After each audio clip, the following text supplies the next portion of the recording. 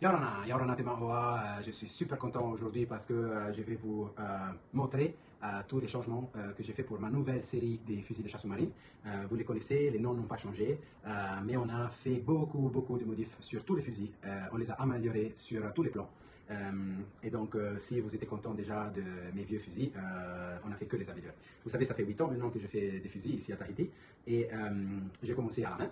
Donc ça c'était la première version des fusils, ils étaient à peu près tous différents. Ils étaient faits au rabot, à la main, avec les ciseaux à bois, avec du papier verré. Et c'est aussi grâce à vous que petit à petit on a réussi à investir et s'acheter une machine à contrôle numérique.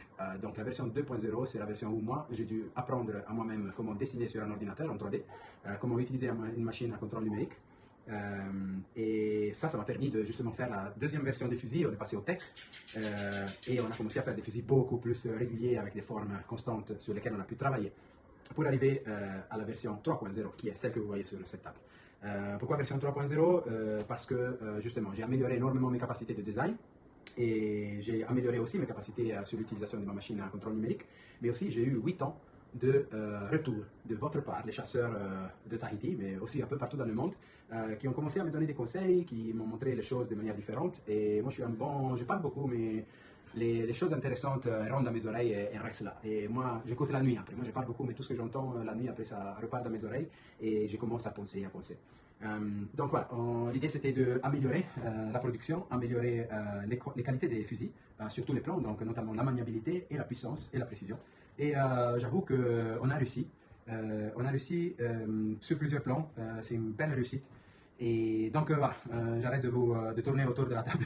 Je commence à vous expliquer un peu ce que j'ai fait. Donc les plus grands changements, on les a fait sur les fusils, disons, normaux, les classiques, pas les rollers. Et donc, bon, en partant, tout a commencé avec le Hutu. J'avais un petit souci sur le Hutu, un tir tous les dents. On avait un problème qui s'appelle muzzle wrap.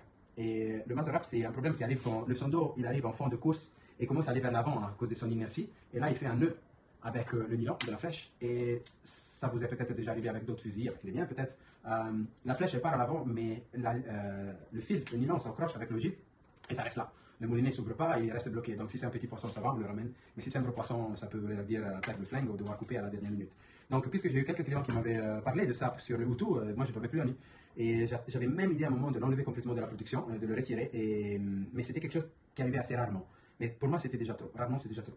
Donc, j'ai travaillé sur plusieurs types de têtes et surtout, j'ai utilisé ma caméra à high speed frame, à 1000 frames par seconde, qui m'a permis vraiment d'aller voir qu'est-ce qui se passait au moment du muzzle wrap. Et j'ai dessiné cette nouvelle géométrie que je vais vous montrer là, avec ce magnifique Hutu Samba. Et donc, en faisant ça, on a fait une géométrie sur laquelle, comme vous voyez, le sondo il pique un peu vers le bas là devant. C'est-à-dire que quand le sondo il va arriver ici, au lieu de s'écraser et partir devant, il partira vers le haut. Et en partant vers le haut, la flèche, elle peut passer en dessous et l'ogive reste distante de la flèche. Et donc, du coup, il n'y a plus le muzzle wrap. Et je peux vous garantir, j'ai fait des centaines de tirs avec les Hutu, avec les Repu, avec les Ono, et je n'ai jamais eu un seul muzzle wrap. Donc, on a enlevé ce problème complètement de la face de la Terre. Bref, voilà. Donc, on a changé la tête. Et après, cette tête qui m'a plu beaucoup sur les Hutu, j'ai voulu la passer sur les Repu. Mon idée pour le Repu, c'était de le faire le plus court possible, le plus compact possible, donc le plus maniable possible.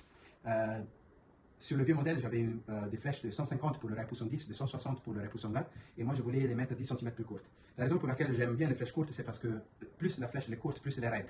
Et une flèche raide, elle me permet de mettre plus de sauce dessus, parce qu'il y a moins de, comment on dit, la flèche va moins vriller dans l'eau, et quand la flèche vrille, elle perd de l'énergie, donc elle ralentit rapidement, et surtout, elle perd en précision. Donc avoir une flèche plus courte, c'est une flèche plus raide, donc je peux mettre plus de sauce pour obtenir le même résultat.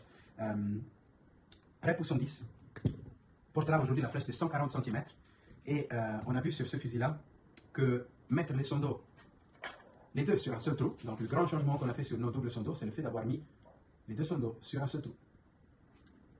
Concept extrémisé nous a permis de faire le fusil plus court et donc de mettre une flèche plus courte.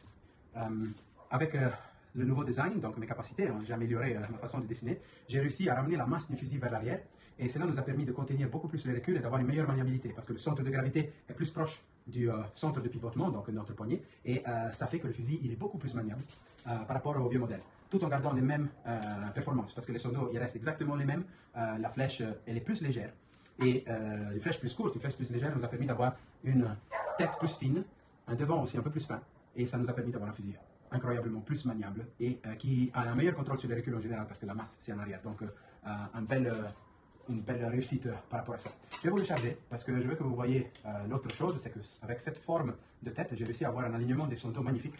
Et donc voilà, je vous montre vite fait charger, qu'est-ce que ça donne.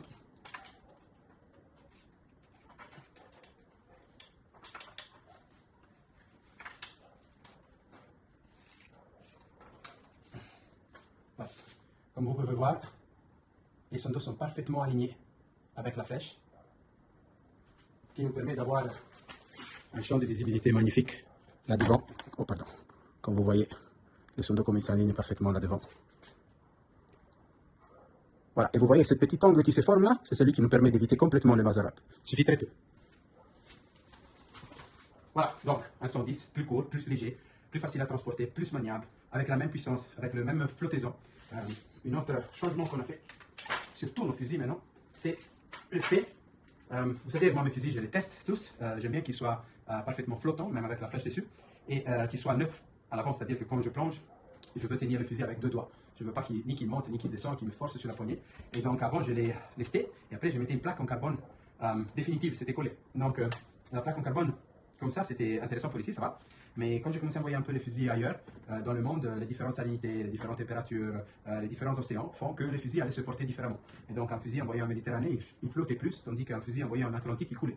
Et donc à partir d'aujourd'hui, en fait, sur tous les fusils, il y aura deux plaquettes en carbone qu'on pourra enlever avec deux vis en titane pour mettre du plomb et lester le fusil comme on aime. Donc moi je vous l'enverrai déjà comme vous le voulez, mais si après vous voulez changer un peu, le faire un peu plus lourd, un peu plus léger, ou complètement neutre, ou complètement lourd pour que vous aimez peut-être d'envoyer dans l'eau et le laisser disparaître dans l'eau, ben vous pouvez le faire. Aujourd'hui vous pouvez le faire. Voilà, donc le dernier fusil qu'on a complètement, radicalement changé, c'est le Ono. Donc même concept, on a mis les trois sondos sur un seul trou, comme vous pouvez voir, et on a extrémisé l'arrière avec ce profil à os de sèche très très large. Pourquoi on a fait ça? Parce qu'on a voulu faire en sorte que le fusil ayant une forme plus plate jusqu'à l'avant, ça permet d'éviter non seulement le fait du recul, parce qu'on a rejeté beaucoup de masse, le fusil aujourd'hui flotte mais il est lourd, donc un fusil lourd absorbe beaucoup mieux le recul, et là on a du recul parce qu'on a 300 dos, et une flèche de 8 mm 5, donc la force sur la poignée elle est forte, le coup il est fort. Mais le fait d'avoir un fusil plat sur l'avant, comme vous voyez, complètement plat sur l'avant et même à l'arrière, ça nous permet d'avoir un fusil qui ne bougera pas beaucoup vers le haut quand on tire, et donc on aura un recul qu'encore une fois il va aller vers l'arrière sans beaucoup de mouvement, et ça nous permettra d'être très précis jusqu'à 6 mètres avec une seule main. Donc dans les prochains jours, vous allez voir aussi des vidéos de mes tests en piscine où vous pourrez voir tous les fusils, comment ils se portent avec la distance. Voilà, ça c'est notre fusil entry level pour Blue Water. Je vous expliquerai tout à l'heure comment faire pour avoir les prix et toutes les options de finition. Maintenant, je vais changer, je vais prendre les rollers et on va refaire tout ça avec les rollers. Restez avec moi, j'ai dit, je vais prendre mon temps. Ça fait 3 ans que je pense à ce jour. Depuis le jour où j'ai lancé ma première série de fusils faits à la machine, j'avais déjà en tête les nouveaux. Si je ne les avais pas en tête dans le détail, je les avais en tête, ce qui fait que je voulais déjà les améliorer. Voilà. Le Vaux 105, le Vaux 115, le Vaux 115 extrême, et le plus grand de la série, le Yavé 130. Alors, qu'est-ce qu'on a fait sur les rollers? Qu'est-ce qu'on a changé sur les rollers? Pareil, un peu le design, parce que j'ai amélioré ma façon de dessiner, et donc un design un peu plus fin. C'était des fusils que j'allais tout le temps les lester beaucoup. J'allais rajouter toujours 100, 150 grammes, et en fait, ça m'a donné de la confiance pour les faire un peu plus fin, pour les faire un peu plus, disons, sexy avec leur forme. Et ça nous permet d'avoir une meilleure maniabilité dans nous. Avant, ils étaient un peu trop carrés pour moi, et j'ai réussi à bien arrondir les formes sur l'ordinateur. Mais ce qu'on a fait, les deux choses les plus importantes, vraiment, c'est qu'on a changé encore une fois la tête. Donc, vous avez vu, on a un petit pin maintenant mis un peu en diagonale, un petit étang, là où on passe le fil. Ça nous permet d'avoir moins d'effet mémoire sur le fil. Ça va être moins tordu au fur et à mesure qu'on va utiliser. Et ça, c'est un peu moins de points de rupture pour le nylon. L'autre chose qu'on a fait, bien sûr, on a pareil pour ce fusil-là aussi, on a mis les plaquettes en carbone avec le trou du lestage ici, et on en a une même là, derrière, je vais vous montrer sur le fusil. Mais la chose la plus importante, c'est qu'on a réussi à ramener les deux poulies 2,5 cm plus en avant, et les points d'attache des sondos 1 cm plus en arrière. Qu'est-ce que ça veut dire? Ça veut dire que par rapport au vieux modèle, on a gagné 3 cm 5 d'extension, et 3 cm 5 pour vous, ça pourrait dire très peu, mais finalement on a énormément plus de puissance à la fin, ce qu'on appelle le pré-étirement du roller. Et on a aussi un stretch overall supérieur sur le fusil. Donc, résultat, il tire plus fort. Il tire plus fort. La nouvelle série des fusils, Vauxhall 15, l'extrême, les Yaveh, il tire plus fort que les vieux. Juste pour avoir amené les poulies devant, moi j'étais très conservateur sur ça. Au début, j'ai voulu un peu plus en arrière pour laisser tranquille. Mais avec les tests que j'ai fait pendant les derniers mois, avec des fusils encore plus extrémisés que celui-là, j'ai trouvé la confiance et j'ai trouvé un bon compromis pour vous donner un fusil extrêmement puissant. Aujourd'hui, le Vauxhall 15, il tire à 6 mètres, comme l'autre modèle bien sûr, mais il tire des canonnades à 6 mètres. La flèche rentre complètement dans la cible, vous allez voir les vidéos dans les prochains jours. C'est vraiment, vraiment puissant et ça reste toujours très, très précis. Donc voilà, on a fait pratiquement, vous voyez, hein, on a la plaquette en carbone pour pouvoir lister le fusil comme vous le voulez. Et pour le Yaveh 130, bien sûr, avec cette amélioration qu'on a fait pareil pour la tête, les poulies on les a envoyées en avant, tout les tétons pour attacher les sondos sont revenus carrément en arrière sur les derniers sondos, on a réussi carrément à envoyer encore plus de 2 cm en arrière. Donc on a vraiment du super press stretch là. Avec Yaveh 130, on tire à 7 mètres facilement et on tire dans un rang comme ça, qui fait ce fusil extrêmement puissant et extrêmement précis. Je suis hyper content du résultat. Comme vous le savez, nos fusils viennent avec différents types d'options, cela n'a pas changé. On peut toujours repartir sur des modèles les plus simples possibles avec finition wheel de tech, jusqu'à arriver à des modèles super compliqués, comme le nouveau Vauxhall 5 de Oliver, mon team rider, que pour cette fois-ci, pour célébrer nos 8 ans de partenariat, d'amitié, c'est pas du partenariat, il a voulu cette version avec ces magnifiques gravures Maheu, remplies de résine blanche et vernis, donc on fait toujours des beaux fusils, non seulement des fusils performants. Dernière nouveauté, notre site internet. Les amis, je vous écoute. Vous savez, moi, j'ai fait tout ici. J'ai fait les fusils, j'ai fait les couteaux, j'ai fait le marketing. Je suis là à vous parler, je suis là à vous vendre, je suis là à réparer vos fusils. Et j'ai fait aussi le site internet. Donc, la dernière version de mon site internet, il était complètement en anglais. Et j'ai vu que les Polynésiens, les Français de France aussi, ils avaient un peu de mal à traduire avec l'anglais. Et donc, j'ai passé mes dernières 2 semaines à refaire complètement le site et j'ai fait enfin la traduction en français. Donc, quand vous rentrez dans mon site, qui est déjà en ligne à ce moment, vous verrez sur la première page, il y a Reo Frani et English. Donc, vous allez rentrer dans le Reo Frani et vous allez voir tous nos fusils en français avec le descriptif, avec les options, la description des options, la description du fusil et tout. Mais on a changé encore une chose sur le site internet. Vous avez vu l'année passée, c'était avec le paiement, le système de paiement en ligne. Vous pouviez payer avec la carte, par virement, par PayPal. J'ai retiré tout ça. Maintenant, mon site, ce sera plus un catalogue en ligne. N'ayez pas peur, vous allez voir les prix. Les prix vont être là, toutes les options. Le configurateur du fusil reste là. Vous pourrez remplir votre sac, comme on dit, votre carte, avec tous les fusils, les couteaux, les combis. Vous pouvez faire votre devis à votre idée. Mais à la fin, au lieu de payer, vous allez appuyer un bouton, c'est Fais-moi un devis. Vous allez remplir avec votre mail, votre adresse pour savoir si vous êtes dans les îles, si vous êtes en Guadeloupe, si vous êtes en France. Moi, j'ai besoin d'avoir ces éléments pour pouvoir vous envoyer un devis avec non seulement les frais d'expédition, mais surtout avec les promotions valables pour le moment. À partir d'aujourd'hui, on va faire des promos beaucoup plus, comme on dit, suivants.